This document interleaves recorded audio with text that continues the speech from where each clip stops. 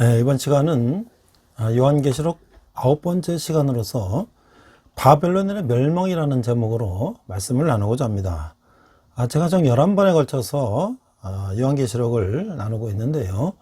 이제 오늘은 9번째 바벨론의 멸망입니다.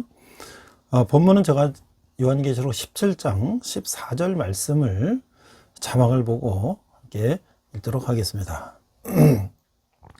그들이 어린 양과 더불어 싸우려니와 어린 양은 만유의 주시요 만왕의 왕이시므로 그들을 이기실 터이요 또 그와 함께 있는 자들 곧 부르심을 받고 택하심을 받은 진실한 자들도 이기리로다. 자, 이 비밀을 아는 성도는 요동하지 않는다. 그 음녀라고 하는 그 음녀는 누구인가? 음녀 정체는 무엇인가? 17장 1절로 5절을 읽도록 하겠습니다. 1절, 또 7 대접을 가진 7 천사 중 하나가 와서 내게 말하여 이르되 이리로 오라. 많은 무리에 앉은 큰 음녀가 받을 심판을 내게 보이리라. 2절, 땅의 임금들도 그와 더불어 음행하였고 땅에 사는 자들도 그 음행이 포도주에 취하였다 하고 3절, 곧 성령으로 나를 데리고 광야로 가니라. 내가 보니 여자가 붉은빛 짐승을 탔는데 그 짐승의 몸에 하나님을 모독하는 이름들이 가득하고 7 머리와 10 뿔이 있으며 4절, 그 여자는 자주빛과 붉은빛 옷을 입고 금과 보석과 진주로 꾸미고 손에 금잔을 가졌는데 가증한 물건과 그의 음행에 더러운 것들이 가득하더라. 5절, 그 이마에 이름이 기록되었으니 비밀이라. 곧 큰 바벨론이라. 땅의 음녀들과 가증한 것들의 엄이라 하였더라.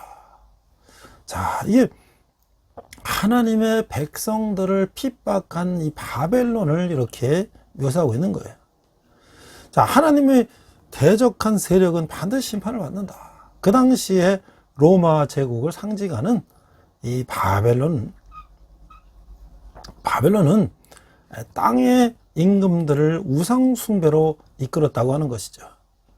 그 요한은 광야에서 붉은빛 짐승을 탄 큰 바벨론, 곧 음녀들과 가증한 것들의 엄이라는 이름의 여자를 보았는데 짐승의 몸에는 하나님의 이름을 모독하는 이름이 가득했다는 거예요.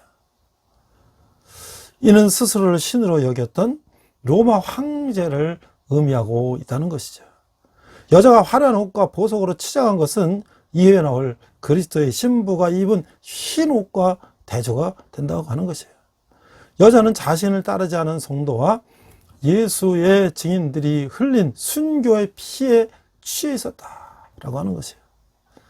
하지만 하나님은 그분의 백성을 압제한 여자를 심판해서 죄의 대가를 치르게 하실 것이라는 거죠. 세상은 부와 명예를 최고의 가치로 여기고 있어요. 그러나 성도는 화려함으로 유혹하는 세상의 악한 문화를 멀리하고 오직 말씀과 기도로 거룩함을 입어야 하는 것이죠. 음료와 짐승의 정체를 아는 것이 이 본문을 이해하는 열쇠인 것이죠.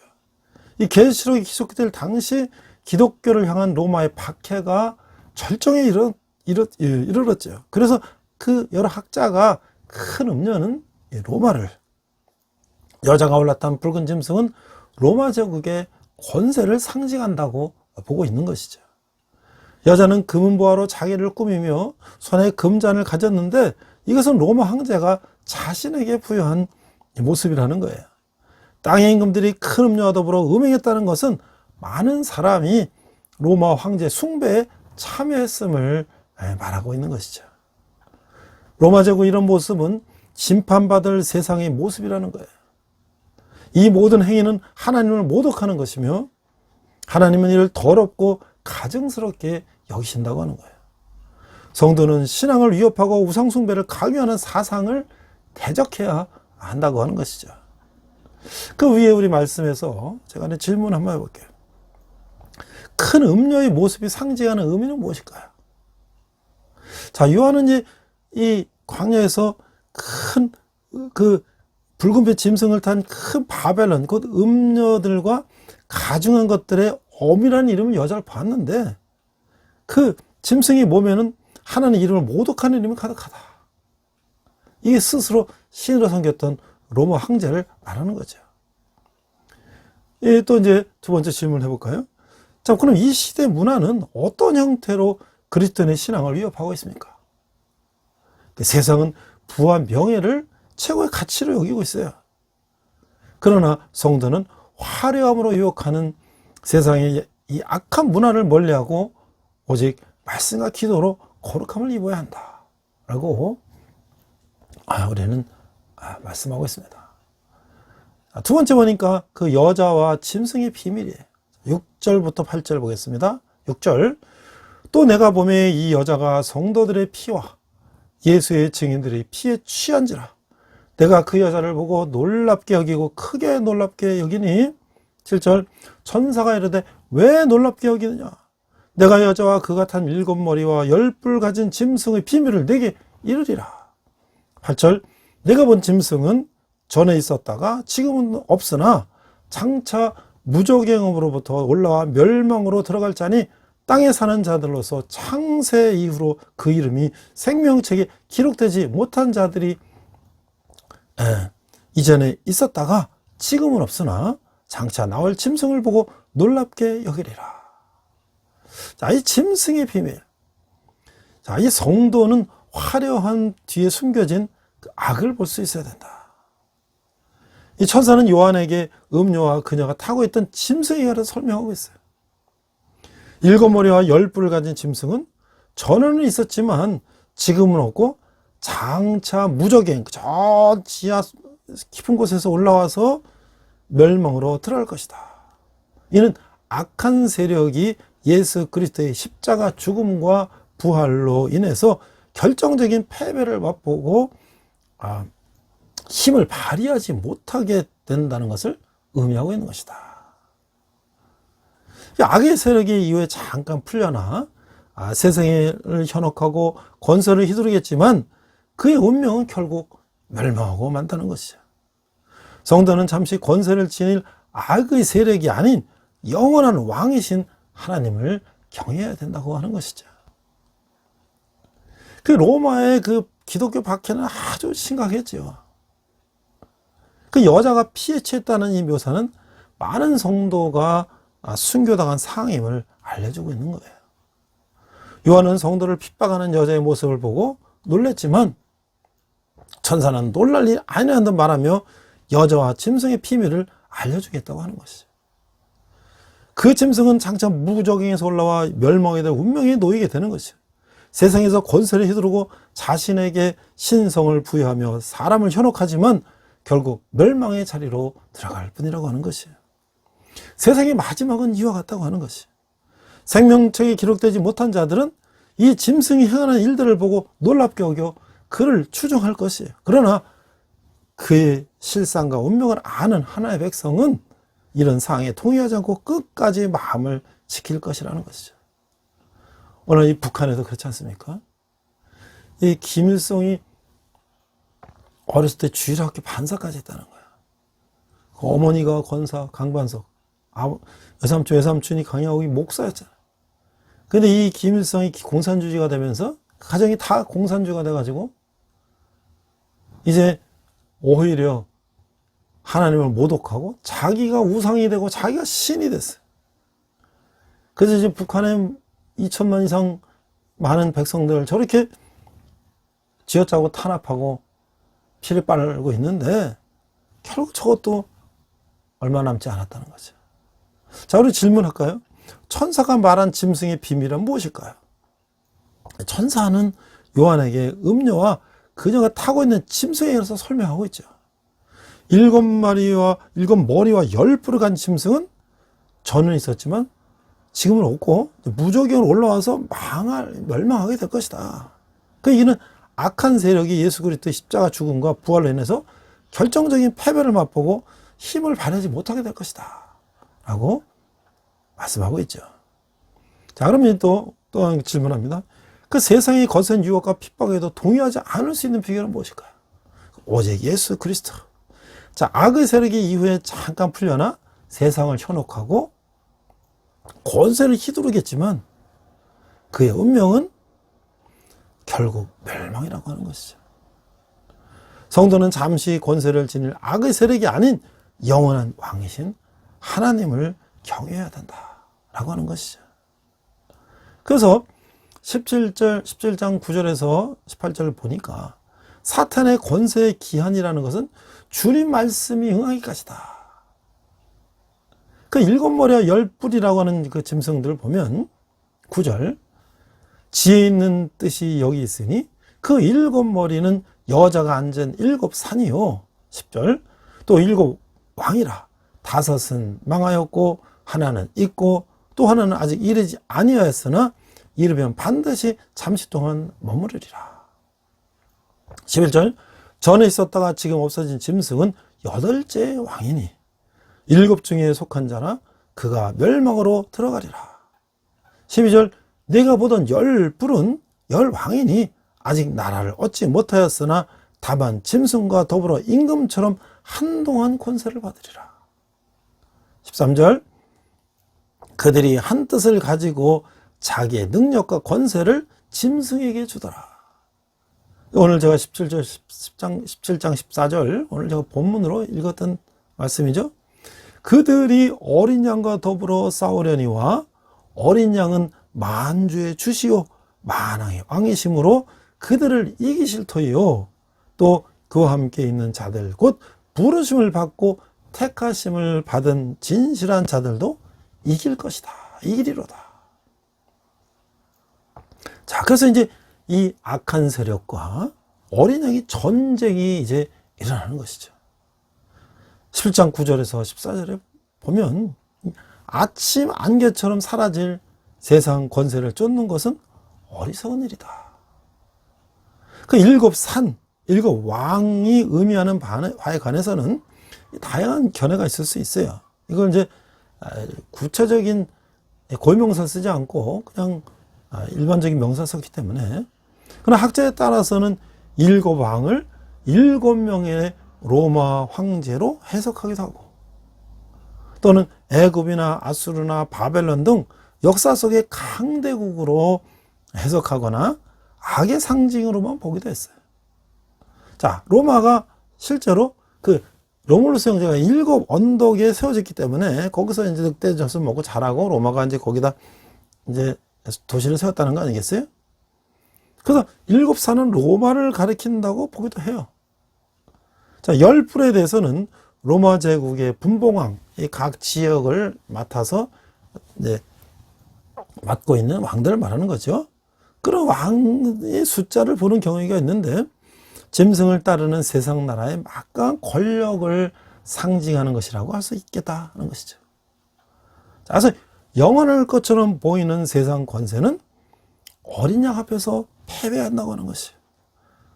여자가 앉은 일곱 산은 일곱 언덕 위에 세워진 로마를 가리키는데, 그 일곱 왕은 로마 황제들을 의미하죠. 여덟째 왕은 이전 황제들과 비교되지 않을 정도로 포악한 황제의 등장을 나타내고 있다고 하는 것이에요.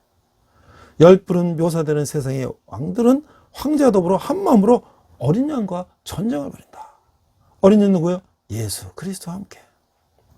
그러나 만주의 주시요 만왕의 왕이신 어린 양 예수 그리스도는 짐승과 그를 따르는 나라들 꺾고 승리하실 것이다. 그리고 교회는 이 승리의 영광을 함께 누릴 것이라고 하는 거예요.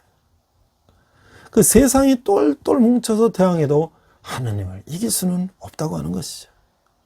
유한한 세상 권세를 쫓아 함께 멸망하는 것은 어리석은 일이다. 성도는 영적 전투의 현장에서 항상 그리스도 편에 서야 한다고 하는 것이죠. 그러니까 아무리 대단해 보여도 세상 권세는 잠시 있다가 사라지는 것일 뿐이다. 우리는 영원히 사라지지 않는 하나님 나라를 사모하며 그의 안에서 거해야 한다고 하는 것이죠. 또 우리가 한번 질문을 해보겠습니다. 자, 세상은 보이는 권력에 결탁하고자 합니다. 이런 모습이 본문에서 어떻게 나타나나요?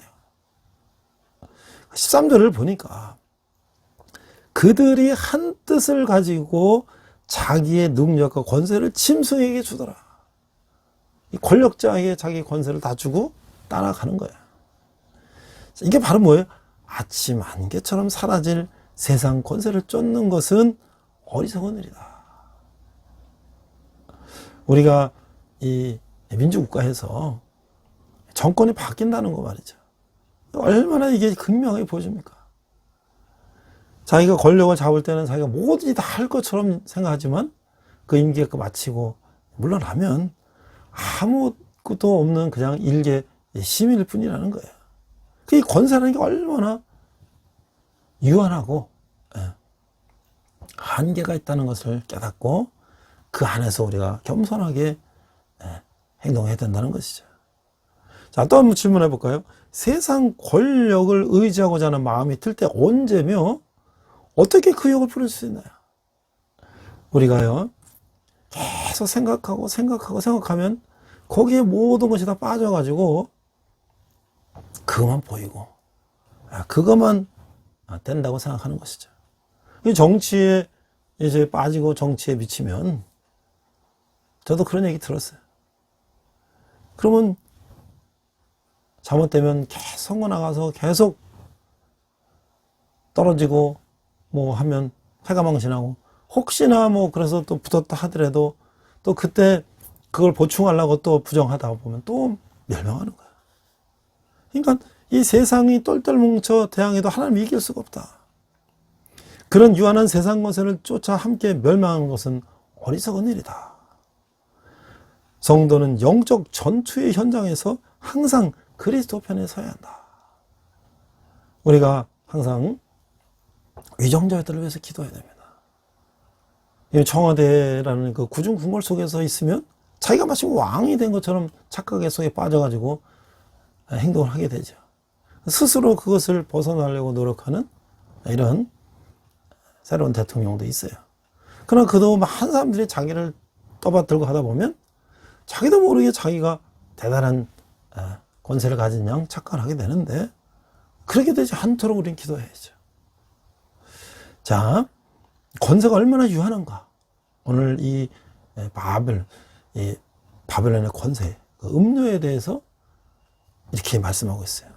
자, 음료에 대해서 천사의 증언을 보니까 15절에 18절 보니까 15절 또 천사가 내게 말하되 내가 본 바 음료가 앉아있는 물은 백성과 무리와 열국과 방언들이니라. 16절 내가 본 바 이 열불과 짐승은 음료를 미워하여 망하게 하고 벌거벗게 하고 그의 살을 먹고 불로 아주 사르리라. 17절 이는 하나님이 자기 뜻대로 할 마음을 그들에게 주사 한 뜻을 이루게 하시고 그들의 나라를 그 짐승에게 주게 하시되 하나님의 말씀이 응하기까지 하심이라. 18절 또 내가 본 그 여자는 땅의 왕들을 다스리는 큰 성이라 하더라. 자, 이게 뭐냐면 이 악의 세력이 이제 자멸한다는 거예요. 악한 세력은 미움과 다툼으로 자멸하게 마련이다. 이 세상에 속한 모든 나라와 백성이 그 음료의 지배 아래에 있었어요. 그녀의 권세는 강하고 영원해 보이죠. 하지만 악의 세력 내부에서 미움이 싹트고 그들은 내분에 휩싸이게 되는 거예요. 우리가 이제 구약에 보면 열왕기에 보면 아주 사악한 왕비 이세벨이 결국 어떻게 됐어요? 개 먹이가 됐잖아요. 죽어서. 그죠? 그 음료의 화려한 옷은 벗겨지고 살은 짐승의 먹이가 되는 거예요. 그 모든 일은 하나님의 계획 안에서 일어나고 있다. 세상을 호령하던 음료와 그녀를 무너뜨린 짐승 모두 하나님의 주권 아래 움직이는 피조물에 불과하다고 하는 것이죠. 하나님은 죄악의 상황에서도 뜻하신 바를 성취하고 계시는 것이죠. 성도가 믿고 의지할 대상은 온 우주를 주관하시고 통치하시는 하나님뿐이다 라고 우리는 믿어야 할 것입니다. 그래서 결국 하나님은 악한 세력들끼리 서로 싸우다가 망하도록 내버려 두신다. 그래서 이게 뭐냐면 본문에서 이 어린 양과 짐승의 전쟁은 미래형으로 표현되는 거예요. 그걸 곧 오게 될 마지막 전쟁을 예고하고 있다는 거예요. 그러니까 사탄에게 속한 자들 사이에서 분열이 일어나서 음녀가 침생에 무너지고 짐승은 땅의 힘들과 그 군대를 모아 아마겟돈에서 어린 양과 전쟁을 일 것이다. 하지만 이 전쟁의 결과는 그들의 완전한 파멸을 고하는 것이죠. 어린 양과 그의 편에 선 자들이 최종적으로 승리할 것이라고 하는 것이에요. 로마 황제는 하나님을 밀어내고 자신을 신격화하며 영원한 제국을 꿈꿨어요. 그러나 결국 비참하게 멸망하고 말았죠. 로마의 어리석은 모습은 여전히 스스로를 높이려고 하는 세상 나라의 경고가 되고 있다고 하는 것이죠. 또 이런 질문 한번 해보겠습니다. 악한 자들이 자신을 마음대로 할 수 있는 기간은 언제까지일까요? 그 때가 있다고 하는 것이죠. 때가. 영원하지 않다는 것이죠. 하나님은 악한 세력들끼리 서로 미워하며 싸우다가 함께 망하도록 내버려 두신다는 거예요. 보면서 어린 양과 짐승의 전쟁은 미래로 표현되는데 이게 앞으로 이제 그런 마지막 전쟁이 올 것이라고 예고하고 있다는 것이죠. 또 이런 질문 해볼까요? 같은 편임에도 서로 배반하고 미워하며 싸우다가 망하는 사탄의 세력을 볼 때 어떤 교훈을 얻나요? 그러니까 악한 세력은 미움과 다툼으로 자멸하고 마는 거예요. 세상에 속한 모든 나라와 백성이 음료의 지배 아래 있는데 그의 권세는 강하고 영원해 보이지만 하지만 악의 세력 내부에서 미움이 싹트고 그들은 내부에 휩싸이는 거예요. 이 모든 권력을 보면 권력은 그 권력이 적은 외부에 있는 게 아니라 내부에 있다고 하는 것을 우리는 역사적으로 많은 사건을 통해서 알고 있죠. 자, 이제 여기서 보니까 이 로마 카톨릭에 대해서 우리가 한번 이제 생각을 해보는 거예요. 그래서 이제 이게 이 바리새파 유대인들이 우리 이제 그 이영종 목사의 타작기라는 책에 보면 그 이단에 대한 연구를 많이 해놨는데 그 자료를 보니까 바리새파 유대인들은 바벨론의 탈무드를 따르는 사탄 숭배자다. 그래서 그들의 종교는 다종교다. 바리새파들이. 그래서 이게 범신론이다는 거야. 그래서 그게 콘스탄티누스 황제를 통해서 기독교가 공인된 것은 기독교만의 종교를 인정한 것이 아니라 기독교를 로마 황제의 핍박하는 종교에서 제외시킨 것뿐이다. 그러니까 그들이 로마 황제를 믿으라고 모든 그들이 점령한 지역의 사람들에게 얘기했죠. 너희들이 신을 믿는 건 좋은데 황제도 신을 믿어라. 근데 이제 기독교는 그 반대하니까 그걸 핍박을 했는데 이 로마는 아예 기독교를 그 다신 범죄를 집어넣었다는 거예요. 그래서 다시 말해서 수많은 로마 종교들 중에 하나로 인정했다. 우리가 이 카톨릭의 오늘날의 이 모습을 보면 다양한 어떤 혼합 종교적인 그런 성격이 오늘날 있었던 건가? 아니 그것은 그때 기독교를 공인할 때부터 거슬러 올라가면 그게 거기서 시작이라는 거예요. 그래서 이 콘스탄틴은 로마 종교의 수반, 우두머리가 되는 거예요. 이거 역시 기독교 수반이 아니라 모든 종교의 국가적인 수반이라는 것이에요. 그래서 그 로마는 기독교를 국교로 정했지만 다정교화된 로마 기독교를 인정한 것이라는 거예요. 다시 말해서 로마의 모든 종교를 기독교 안으로 편입을 시킨 거예요. 그래서 그들은 이제 이 로마의 월화수목금토일이라는 게 Sunday, Monday, Tuesday가 다 그 이제 태양을 날, 달의 날, 이런 식으로 이제 하는 거 아닙니까? 그 태양일 날인 썬데이 기독교 예배를 정하고 어긴 사람들 처벌했어요. 로마 카톨릭이라는 이름으로 로마의 모든 종교를 통합한 통합 종교가 됐다는 거예요. 그래서 콘스탄틴은 죽기 전에 세례를 받았는데 그럼에도 불구하고 그는 그때까지 로마 카톨릭의 대제사장으로서 종교적인 국가 수반의 역할을 수행했다. 그러니까 로마 카톨릭은 그리스의 영지주의적인 종교, 이 바빌론의 미트라 태양신, 이집트의 이시스 여신, 유대교의 메시아 신국 종교, 기독교 등 로마의 모든 종교를 하나의 종교로 만든 통합 종교의 이름이다. 그래서 보편적 교회, 즉 하나밖에 없는 우주적인 교회다 하고 이렇게 얘기하고 있는 거야. 그러니까 누구든지 그들의 종교 울타리를 벗어나면 이단이 돼서 더 처벌을 받는 것이. 오직 지상인은 하나의 제국에 속한 하나의 교회만 존재할 수 있게 했다고 하는 것이죠. 그래서 이 보편적인 교회의 가장 큰 의미는 오직 하나의 교회란 뜻이래요. 이것은 영지주의 철학에서 말하는 것이에요. 하나의 우주. 그래서 the one thing 철학이라는 거예요. 자, 그래서 이게 바르시파 유대인들은 콘스탄틴 황제를 고레스 왕, 페르시아의 고레스 왕과 같은 메시아로 인정했어요. 고레스 왕이 페르시아 제국 내 모든 종교를 인정하고 정치와 문화, 민족을 규합시켜서 통합제국을 세우려고 한다는 것처럼 바리새파 유대인들도 콘스탄틴 황제를 통해서 로마 카톨릭이라고 하는 혼합 종교를 만들어서 그들이 꿈꾸던 메시아 신국, 신이 통치하는 나라를 세우려고 했다는 것이에요.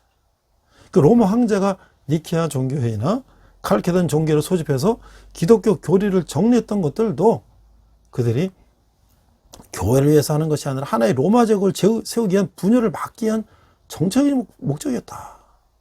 이렇게 이 저자는 보고 있어요.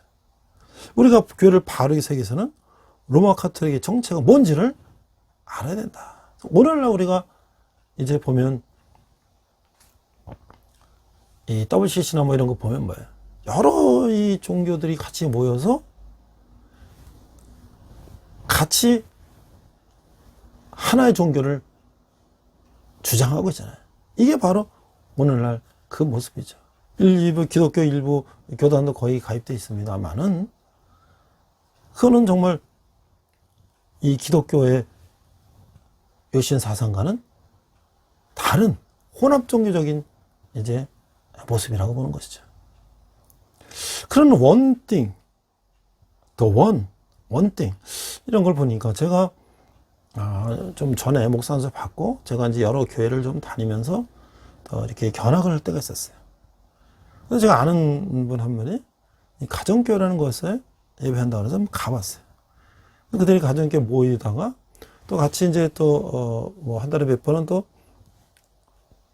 각 그 셀 그룹이 끝나면 같이 모여서 큰 집회를 또 하고 하는데 또 가보고 이제 뭐 수련하고 하는데 좀 먼 곳도 가보고 그랬는데 거기서 기존의 우리의 교회와 좀 다른 모습들 여러 가지 뭔가 우리 전통적인 기독교 교회와 다른 모습들을 보면서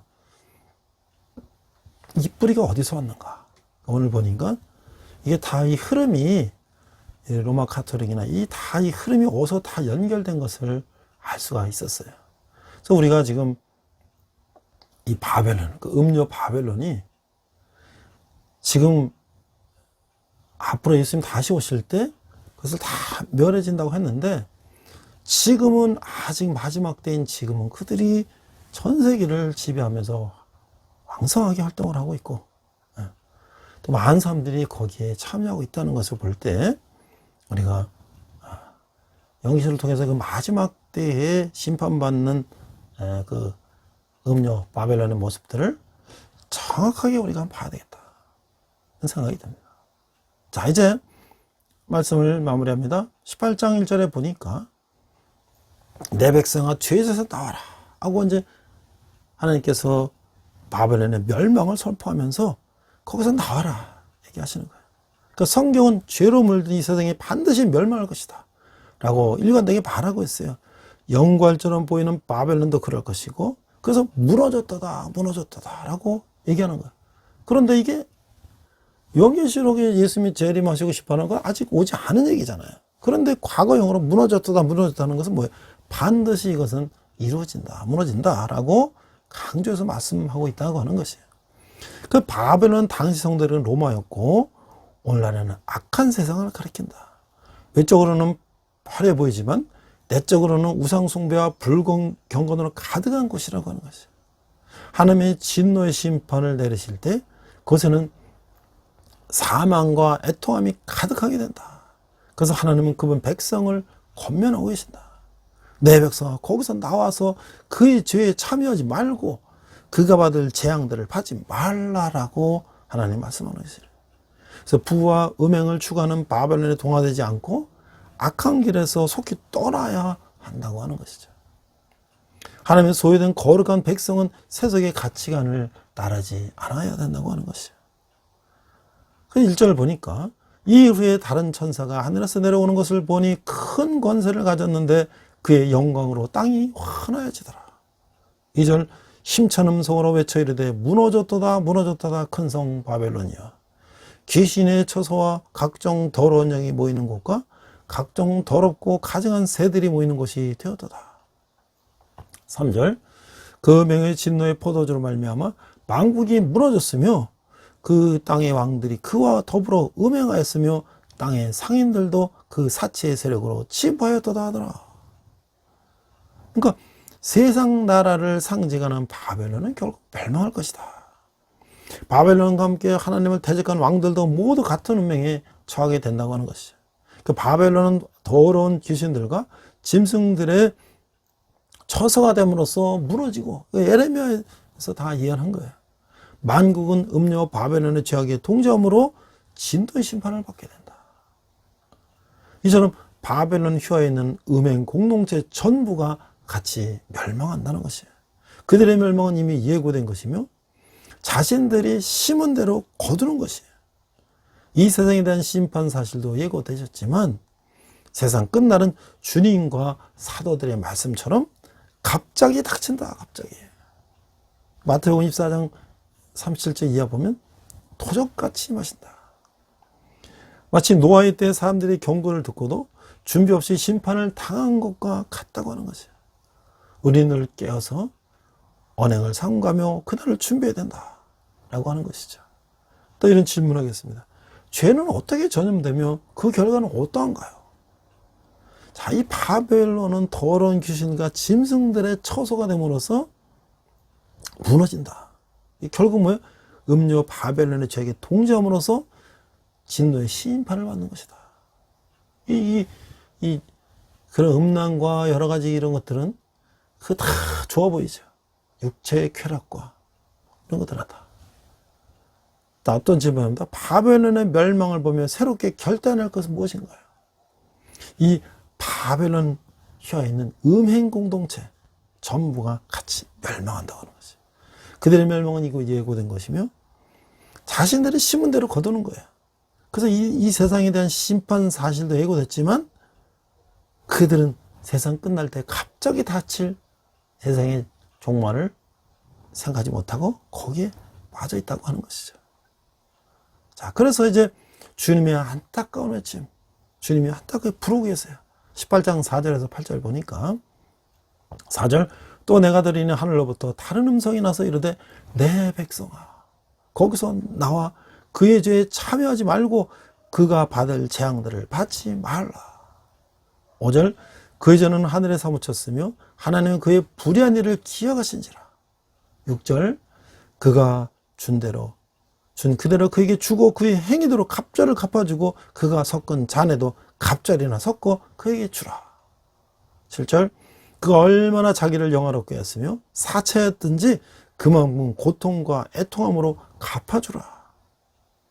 그가 마음에 말하기를 나는 여왕으로 앉은 자요 과부가 아니라 결단코 애통함을 당하지 아니라리라 하니 8절 그러므로 하루 동안에 그 재앙들이 이르리니 곧 사망과 애통함과 흉년이라. 그가 또한 불에 살라지리니 그를 심판하시는 주 하나님은 강하신 자심이라. 자, 이게 말이죠. 죄에 참여한 사람들은 결국 그 대가를 치르게 된다는 거예요. 악인들과 그 행위를 악인의 행동을 딴 사람들은 하늘님의 재앙으로부터 이제 벌 받는 사람도 있고 그걸 따라가지 않고 하나님 뜻대로 한 사람들은 뭐예요? 하나님이 보호하신다고 하는 거예요. 이제 바벨론의 이 말 재앙이 예고되고 있어요.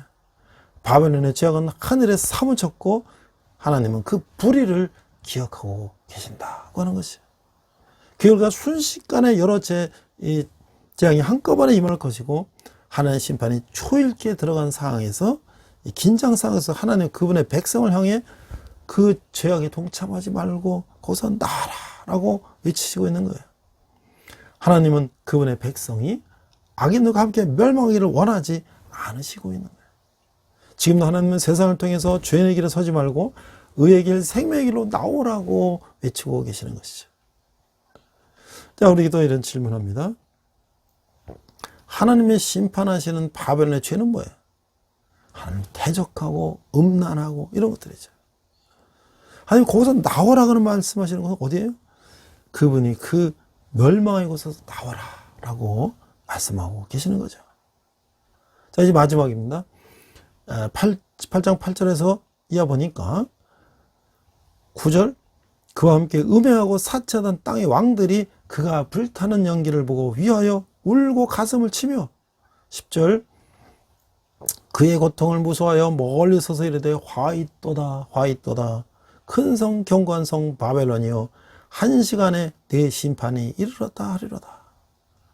11절, 땅의 상인들이 그를 위하여 울고 애통하는 것은 다시 그들의 상품을 사는 자가 없음이라. 12절, 그 상품은 금과 은과 보석과 진주와 세모포와 자주옥관과 비단과 붉은 옷감이요 각종 향목과 각종 상아 그릇이요 값진 나무와 구리와 철과 대리소로 만든 각종 그릇이요. 13절, 계피와 향료와 향과 향유와 유향과 포도주와 감람유와 고운 밀가루와 밀이요 소와 양과 말과 수레와 종들과 사람의 영혼들이다. 14절, 바벨론아 네 영혼이 탐하던 과일이 내게서 떠났으며 맛있는 것들과 빛난 것들이 다 없어졌으니 사람들이 결코 이것들을 다시 보지 못하리로다. 15절, 바벨론으로 말미암아 이 치부한 이 상품의 상인들이 그의 고통을 무서워하며 멀리서 울고 외통하며 16절, 이르되 화이또다 화이또다 큰 성이여 세마포옷과 자주옷과 붉은 옷을 입고 금과 보석과 진주로 꾸민 것인데 17절, 그러한 부가 한 시간에 망하였도다. 모든 신상과 선장과 각처를 다니는 성객들과 선원들과 바다에서 일하는 자들이 멀리 서서 18절, 그가 불타는 연기를 보고 외쳐 이르되 이 큰 성 같은 성이 어디 있느냐 하며 19절, 티끌을 자기 머리에 뿌리고 울며 애통하며 외쳐 이르되 화이또다 화이또다 이 큰 성이여 바다에서 배부리는 모든 자들이 너희 보배로운 상품으로 치부하였더니 한 시간에 방해였도다. 이 앞에 나오는 그 금은 보화나 이런 것들이요 한 시간 안에 다 사라지는 거야. 잿더미가 되는 거야. 우리가 이 불나는 거 보면 얼마나 무섭습니까? 순식간에 모든 게 다 잿더미가 되는 거예요.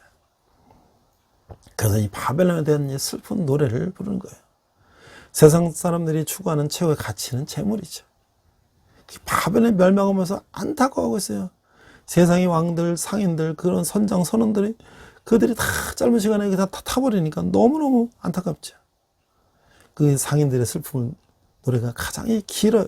근데 그 품목 중에서 사람의 영혼도 들어가 있을 거 아니에요. 이 사람들이 사람의 영혼도 팔아먹는 거예요. 이를 통해 우리는 세상에 사람보다 물질을 더 귀하게 여긴다는 것을 알 수가 있어요. 불을 위해서 보면 사람의 영혼도 사고 팔 정도로 물질은 매력적인 것이다. 성도가 악한 세력에 물들지 않으려면 이 부와 재물에 무릎 꿇지 말아야 된다는 것이에요. 우리는 하나님과 세상 재물을 동시에 섬길 수가 없다고 하는 것이에요.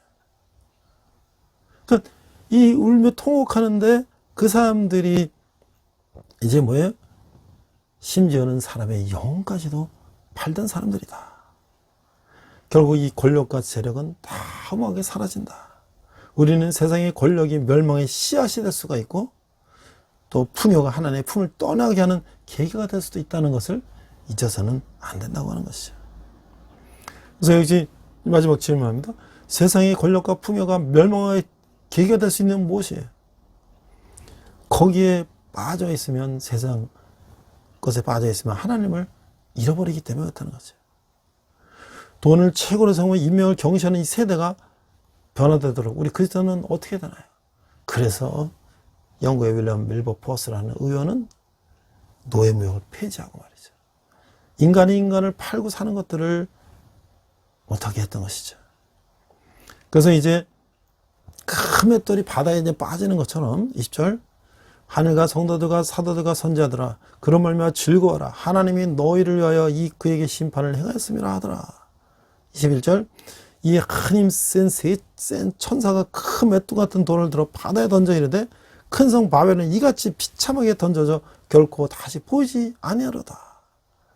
21절 또 검은 옷 하는 자와 풍년하는 자와 퉁소 부는 자와 나팔 부는 자들의 소리가 결코 다시 네 안에서 들리지 아니하고 어떤 세공업자든지 결코 다시 네 안에서 보이지 아니하고 또 맷돌 소리가 결코 다시 네 안에서 들리지 아니하고 23절 등불빛이 결코 다시는 내 안에서 빛이 아니하고 신랑과 신부의 음성이 결코 다시 내 안에서 들리지 아니하리로다. 너희 상인들은 땅의 왕족들이라 내 복술로 말미암아 만국이 미혹되도다. 네 점치는 거로 말이죠. 24절 선지자들과 성도들과 및 땅에서 죽임을 당한 자의 모든 피가 그 성중에서 발견되느라 하더라. 결국은 이 바벨론은 어디다 멸망하고 바다에 빠쳐서 큰 맷들이 바닷속에 들어가는 것처럼 이제 모든 것이 이 열국을 현혹하던 상인들도 다 종말을 받은 것이다. 왜 그래요? 우상을 숭배하고 성도를 핍박했기 때문에 그들은 다 멸망하는 것이다. 자, 이제 하나님 뭐예요? 이들이 헛된 영화에 치는 동안 고통과 환난을 통과하던 사람들은 피를 흘리며 바벨론 도에서 쓰러졌어요. 바벨론이 악행에 찌들어가 있는 동안에 선자와 성도와 땅에서 죽임을 당한 모든 자의 피가 바벨론을 적시고 있었어요. 하나님은 성도가 당하는 핍박과 환난을 외면하지 않으시고 하나님은 순교자의 피를 기억하시고 세상의 죄악을 심판하신다는 거예요. 그래서 우리가 이 바벨론의 멸망을 볼 때 하나님이 어떻게 일하십니까? 결국은 이 악을 큰 맷돌처럼 바다에 빠뜨리고, 그죠? 또 우리가 끝까지 견디는 자는 어떻게 되나? 하나님이 그들을 기억하시고 그들을 복을 주신다고 하는 거예요. 자, 이제 우리가 이 세상을 어떻게 살아야 되는가? 이 청년 때 어떻게 살아야 되는가? 우리가 한 세대 전만 해도요, 제가 이제 이 하나님의 청년은 시대를 탓하지 않는다. 이 승창 저서에서 좀 자를 참고해 보니까 이 한 세대 전만 해도 신앙 때문에 불신까지 쫓겨난 사람도 있었어요. 그 신앙 양심 때문에 직장 생활하다 잘리는 사람도 있었어요. 그러나 또 친구들하고 어디 이런 타락한 이 성문학에 굴복하지 않아서 친구들에게 소외를 당할지 모른다 해도 진리편에 용감하게 사는 젊은이도 있다는 거야. 바른 신앙인에게 세상에서의 삶은 때론 사자굴에 던져진 것 같다.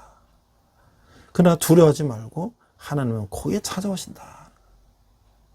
우리가 친구 따라 강남 간다 하지 않습니까? 친구들이 부정하고 음란한 거 할 때 그 안 하면 말이야, 그 조롱당하고 너 말이지 사나이가 말이야 뭐 이러면서 조롱당하는데 그것이 바로 하나님의 길이다. 하나님의 방법이다. 십자가에 죽으신 예수의 부활하신 사건을 통해서 하나님의 정의와 진리가 결국 승리함이 온 세상에 선포되었다. 사자굴에 던진 다니엘은 하나님의 능력으로 살아났다는 거예요. 이는 구약에 나타난 예수 그리스도 부활 사건의 예표인 것이죠. 다니엘은 살았고 다니엘의 죽이는데 성공했다고 아주 노래를 부르는 자들은 결국 죽임을 당했다. 이 다니엘은 믿는 자의 최후 승리를 우리에게 극적으로 보여주고 있는 것이죠. 하나님은 하늘과 땅을 다스리는 권세자요 만왕의 왕이시라고 하는 거예요. 하나님은 만유 역사를 주관하시며 믿는 자를 구원하시고 계시는 거예요. 비록 지상의 모순과 갈등 속에서 의로운 심령이 상할지라도 하나님은 우리가 타협하지 않고 진실하게 살기를 원하신다. 우리가 의로운 행동을 지키다가 고난을 받을지라도 하나님 마지막 때에 그것을 다 갚아주신다. 그래서 하나님 심판대 앞에서 불의는 영원한 벌로, 의는 영생으로 심판받을 것을 확신하면서 우리가 끝까지 부활신앙으로서 굳게 서서 믿음의 선한 싸움을 해야 된다고 하는 것이죠. 오늘 우리 요한계시록을 보면서 이 땅에서 부정부패와 사리사욕에 빠져 있는 것이 아니라 비록 고난과 핍박이 있을지라도 하나님의 길을, 좁은 길을 가는 모든 사람들에게 하나님 마지막 때에 영광과 축복을 주신다. 그 악한 무리들은 저 영원한 벌을 받는다는 것을 알고 우리가 희망을 가지고 이 세상을 살아야 될 것입니다. 우리 함께 기도하겠습니다. 주님을 따르지 못해 마음 아프기보다 작은 손해 때문에 더 애통했던 저를 용서하여 주시옵소서. 순식간에 이 없어지기 돈, 명예, 권세를 내려놓고 영원하신 말씀을 꼭 붙들고 심판 때까지 기쁨의 찬양의 자리를 지키게 하는 저희가 되게 하여 주시옵소서. 감사드리며 예수님 이름으로 기도했습니다. 아멘.